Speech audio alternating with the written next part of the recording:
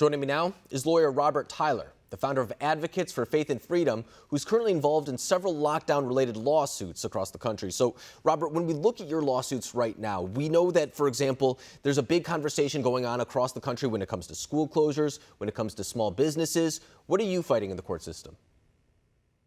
Was your question, what are we finding in the court system? What are you fighting for in the court system? I'm sorry, fighting. Yeah. Oh boy. It's crazy right now. So just like you heard from this previous lawsuit, we are representing parents seeking to have their kids allowed to go back to school. The public school system it's just crazy with the unions trying to keep the schools shut. We have a Supreme Court decision that came down last 2 weeks. We've got two different decisions with regard to favoring churches, and yet the California courts are still trying to keep churches closed down. We have the doctor in Oregon who has been suspended. With his license was taken away because he spoke at a Stop the Steal rally, and he is opposed to masks. He said the science doesn't bear it out. So we're seeing just such an attack on free speech, on free exercise of religion, and just the basic right to go to school. And it's interesting because it seems like when we have this conversation, there is a greater scrutiny that's being applied to schools, for example, or churches, for example. And there are things that don't necessarily go hand in hand. A lot of people say it's the teachers' unions when it comes to schools. When it comes to churches, I'm not exactly sure where that scrutiny is coming from, because I, for example, could go to Walmart right now and probably come in more contact with people there than I would in a church. So do you think that there is an unequal scrutiny being applied depending on what institution we're talking about? Oh, there absolutely is. I'm headed to the airport right after I get off of this this call here with you. I'm going to be sitting in the airport. I'm going to be sitting in in the airport lobby waiting for my plane. I'm going to be sitting with hundreds of people. I'm going to be getting on a plane with, who knows, probably 40, 50, maybe 100 people on a plane. The scrutiny it's totally unjustifiable. And the U.S. Supreme Court recognized that in their two recent rulings as it relates to churches. And so what we have to do is we just have to battle back.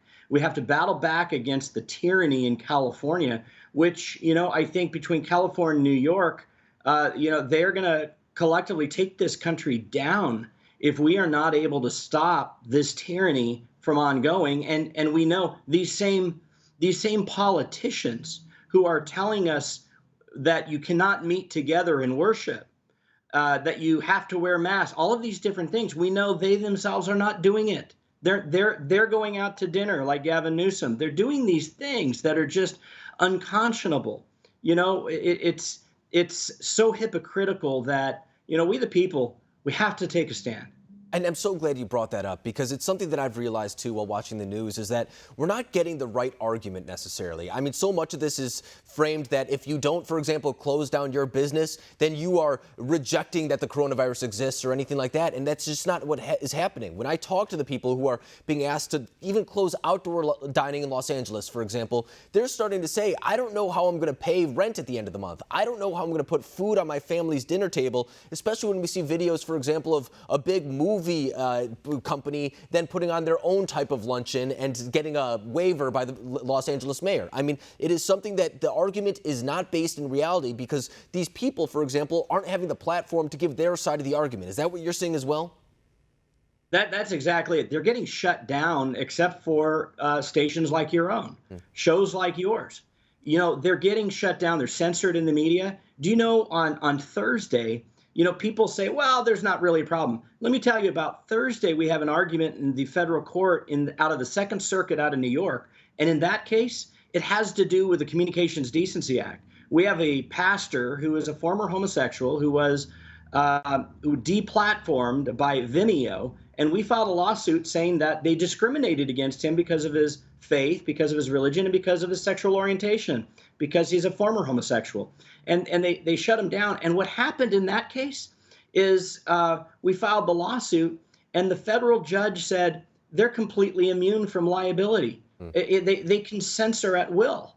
And, when big tech has that ability, and when the major media or mainstream media is censoring as well, it's very difficult to get the message out. No, I mean, it's the same thing that we saw here at One America News. We ran an interview of a doctor giving his own medical opinion, and we got our account shut down for that. I mean, it's not even a position that we necessarily were taking or anything like that. It was a medical professional here in the state of California giving his own opinion. And I know this is an issue that I'm biased to as a reporter, but free speech is something that you can't start limiting it like that because it sets a horrible precedent, especially when a select group of people in Silicon Valley are dictating what terms we can have a conversation on. So it's something that's problematic to me. But Robert Tyler, I really appreciate you coming on the show tonight, giving the perspective that is not being portrayed in the media in a big majority. So I appreciate you for doing that. Thank you for coming on. An honor to be on with you. Thank you.